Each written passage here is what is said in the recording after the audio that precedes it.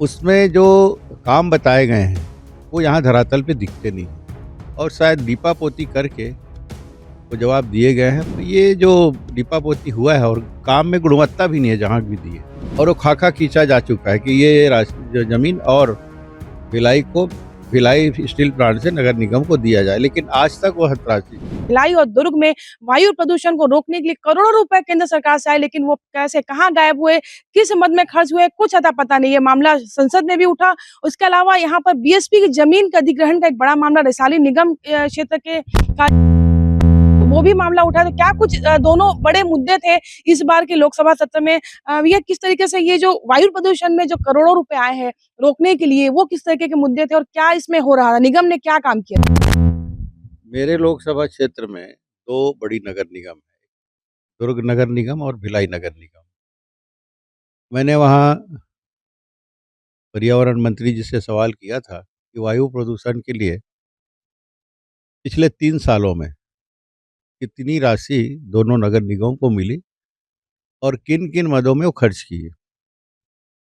उत्तर आया था, लेकिन दुर्भाग्य कि क्योंकि मुझे पूरक प्रश्न पूछना था और उस दिन हंगामा हो गया विपक्षियों द्वारा और सभा स्थगित कर दिए।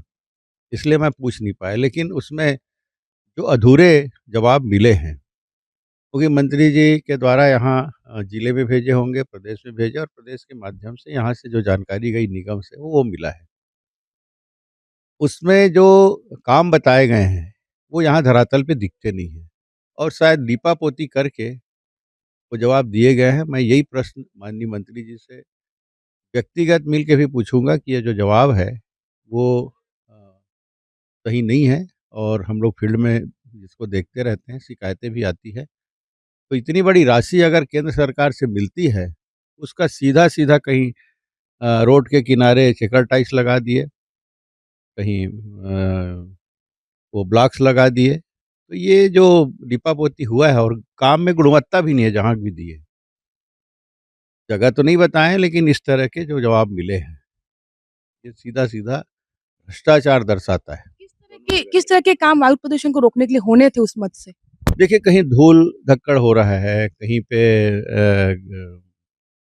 जहाँ पे इंडस्ट्री एरिया है, इंडस्ट्री एरिया में प्रदूषण की बहुत सारी शिकायत आती है, वायु प्रदूषण की वो है और कैसे हम वायु को शुद्ध करें, इसमें एक मापदंड होता है, उसके अनुसार क्या-क्या इसमें हम कर सकते हैं टेक्निकली, वो होना चाहिए, वो सब नहीं दिखता। बड़ा मुद्दा था रिसाली में बीएसपी की जमीन का, लंबे समय से हो रहा है।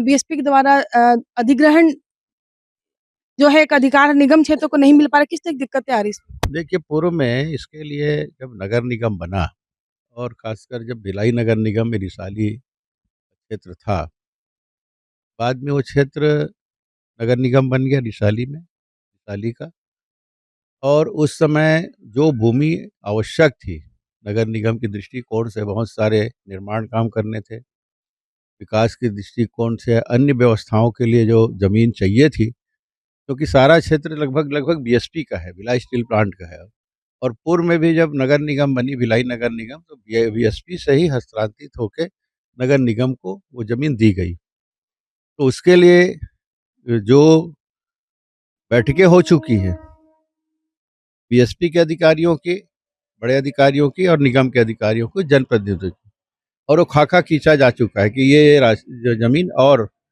भिलाई को भिलाई स्टील प्लांट से नगर निगम को दिया जाए, लेकिन आज तक वो हतराशी नहीं हुआ। उसी के लिए मैंने माननीय मंत्री जी से निवेदन किया था और उसमें कार्यवाही शुरू हो गई है और बहुत जल्द वो फलीभूत होगा।